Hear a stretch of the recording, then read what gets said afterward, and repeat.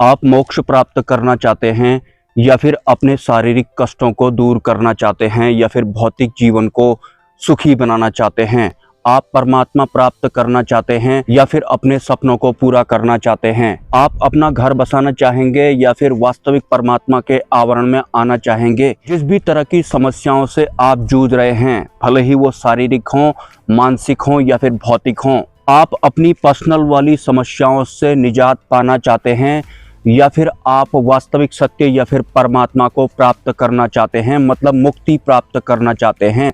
आखिर आप इनमें से करना क्या चाहते हैं? परमात्मा एक सेपरेट व्यवस्था है, वो एक सेपरेट संचार है जो बाकी की सभी अशुद्धियों को दूर कर देते हैं या फिर शुद्ध कर देते हैं। लेकिन मैं ऐसा क्यों कह रहा हूं कि क्या आप अपने भौतिक जीवन के कष्टों को दूर करना चाहते हैं, शारीरिक कष्टों को दूर करना चाहते हैं या फिर आप परमात्मा को प्राप्त करना चाहते हैं? क्योंकि भौतिक जीवन में चली आ रही समस्याओं का और हमारे वास्तविक सत्य के मार्ग पर चलने का एक बहुत बड़ा लिंक है। सीधी और सरल भाषा में बताऊं तो हम जो इंसान होते हैं उनके जो पुण्य कर्म होते हैं वो 3% भी नहीं होते हैं इस जन्म के और पूर्व के बहुत सारे जन्मों के मिला करके भी। तो हमारे इस जन्म के या फिर पूर्व के बहुत सारे जन्मों के पुण्य कर्मों की एवज में या तो हमें परमात्मा मिल सकते हैं, अंतिम गुरु मिल सकते हैं, या फिर हमारी बुद्धि को उच्च स्तरीय आध्यात्मिक ज्ञान समझ में आ सकता है, या फिर हम अपना भौतिक जीवन सुखमय बना सकते हैं।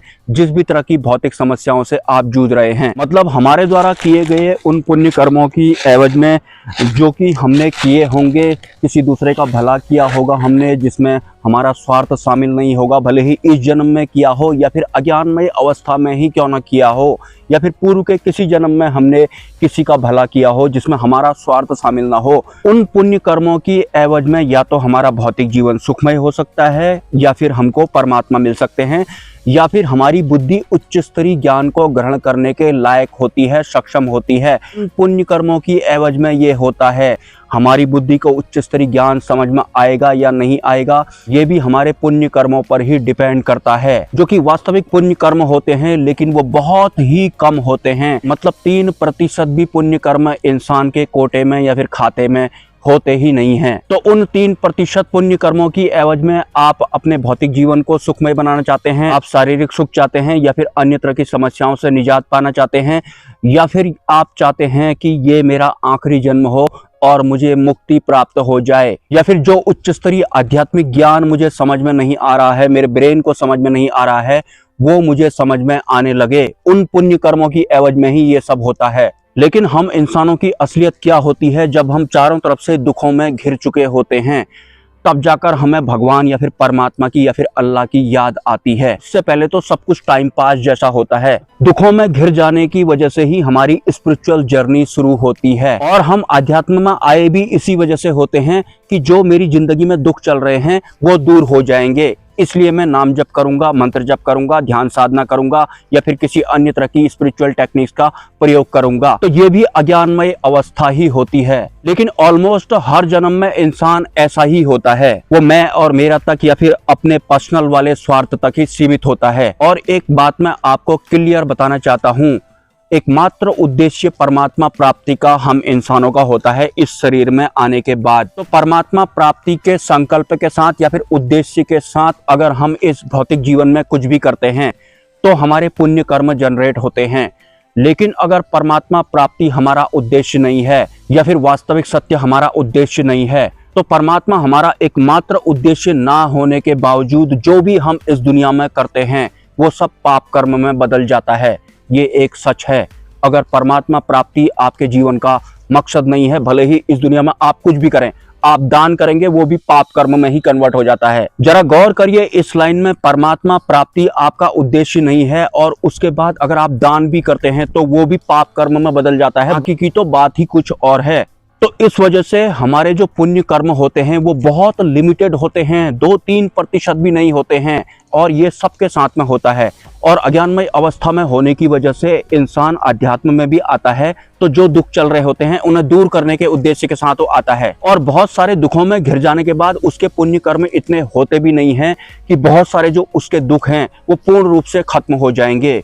एक तो परमात्मा प्राप्ति उसका उद्देश्य नहीं था, उसका जीवन का मकसद संकल्प नहीं था, उसके अलावा उसने जो भी किया वो अज्ञानमय अवस्था में ही किया होता है। आज मैं आपको बता रहा हूँ कि आपको अपने पुण्य कर्म कैसे बढ़ाने हैं। पुण्य कर्म होंगे तो उच्च स्तरीय आध्यात्मिक ज्ञान आपको समझ में आएगा, वरना बुद्धि भी काम नहीं करती है, बाकी तो दूर की बात है। तो इस दुनिया में आप जो भी करते हैं, भले ही आप किसी को दान करते हो या फिर किसी पशु को आप खाना खिलाते हो, किसी गरीब की आप मदद करते हो, लेकिन आपके जीवन का एकमात्र मकसद परमात्मा प्राप्ति या फिर मोक्ष प्राप्ति होना चाहिए। ये मकसद बना लेने के बाद आप इस माया रूपी संसार में या फिर इस भौतिक जीवन में जो भी भलाई का काम करते हैं, भले ही आप किसी को दान करते हैं, किसी पशु पक्षी को खाना खिलाते हैं, किसी गरीब की मदद करते हैं, तो वो आपके पुण्य कर्मों में ऐड होता है। परमात्मा प्राप्ति आपका एकमात्र मकसद होना चाहिए।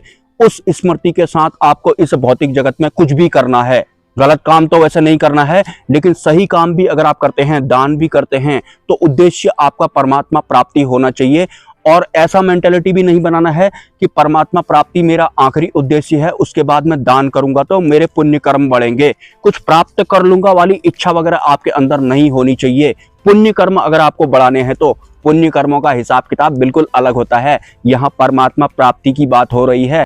आपको उच्च स्तरीय ज्ञान जो बुद्धि को समझ में नहीं आ रहा है, वो कैसे समझ में आएगा, उसके लिए पात्रता कैसे आएगी, उस विषय पर मैं आपको बता रहा हूँ। तो आपको क्या करना है, परमात्मा प्राप्ति आपका एकमात्र मकसद होना चाहिए। वास्तविक सत्य के मार्ग पर चलना। वास्तविक सत्य के मार्ग पर अगर आप चलते हैं तो आप ऑटोमेटिक भाग्य अतीत भी हो जाते हैं। मतलब वास्तविक सत्य पर चलना ही एकमात्र ऐसा कृत्य है या फिर कार्य है या फिर कर्म है जिस पर चलने का भाग्य आप खुद से ही लिख सकते हैं। ये आपके अंडर में होता है। लेकिन परमात्मा प्राप्ति वाले मार्ग में आपका मनोभाव ऐसा नहीं होना चाहिए कि कोई गुरु कुछ करेंगे उसके बाद मेरे अंदर कुछ संचार होगा।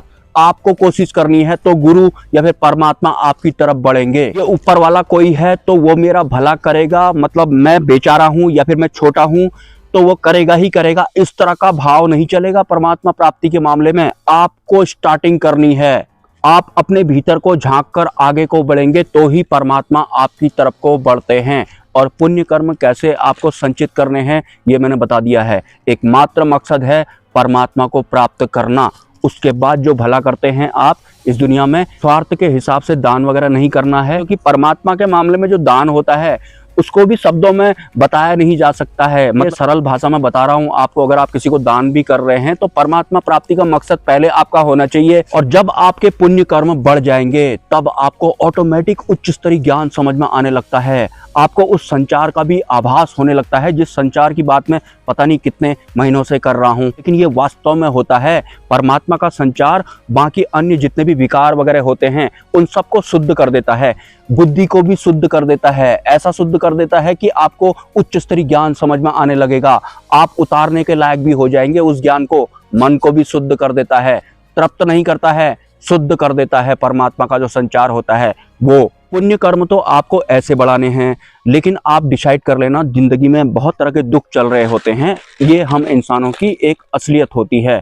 तो अब हम अपने भौतिक जीवन के दुख दूर करें या फिर परमात्मा को प्राप्त करें। पुण्य कर्म हमारे 2 या 3% हैं, उनसे ज्यादा से ज्यादा हमको अंतिम गुरु समझ में आने लग जाएंगे। मतलब हमारी बुद्धि को उनका ज्ञान समझ में आने लग जाएगा और उतारने की पात्रता तो उसके बाद अंतिम गुरु सिखा ही देते हैं या फिर हम हो ही वैसे जाते हैं। तो आप डिसाइड कर लेना कि हमारे पुण्य कर्म बहुत कम होते हैं। तो अब उन पुण्य कर्मों की एवज में मैं अपने शरीर को ठीक करूं, मैं अपने भौतिक जीवन को ठीक करूं, या फिर मैं अपनी धन संबंधी परेशानियां दूर करूं, या फिर मैं सिर्फ परमात्मा के मार्ग पर चलूं, जरूरी क्या है आपके लिए? देखिए, परमात्मा के ज्ञान को समझना ही एक बहुत बड़ी पात्रता होती है।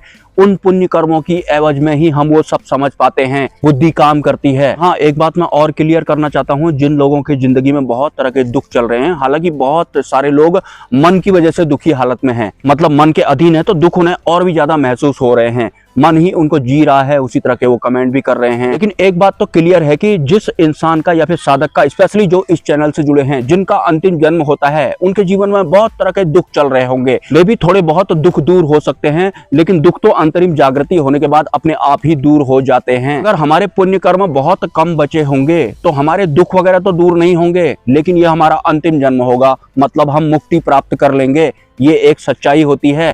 दुख चल रहे हैं, क्या आपकी जिंदगी में बहुत ज्यादा अंतिम जन्म होता है उनका, मतलब पुराना वाला हिसाब किताब सब फाइनल, मतलब मन आपको ज्यादा दुख महसूस करवा देगा। भौतिक तौर पर कोई नुकसान होना जरूरी नहीं है। जो ये हमें बुरा फील होता है या फिर जो हम ये बहुत ज्यादा टेंशन में रहते हैं, ये भी हमारे कर्म फल होते हैं। मतलब जो बुरा फील होना, हमें बड़ा बुरा लग रहा है, डर लग रहा है, इसी तरह से खपते हैं हमारे जो एक कर्म होते हैं। कर्म तो इंसानों के कभी अच्छे होते ही नहीं हैं। आप देख लो, अपने आसपास में देख लो, आप कोई है क्या जिसने परमात्मा प्राप्ति के उद्देश्य से जो जीवन यापन कर रहा होगा? सबके सब प्रॉपर्टी डीलर जैसे होते हैं, श्रापित बुद्धि वाले जैसे होते हैं। और ये श्रापित बुद्धि शब्द खाली ऐसे ही नहीं है।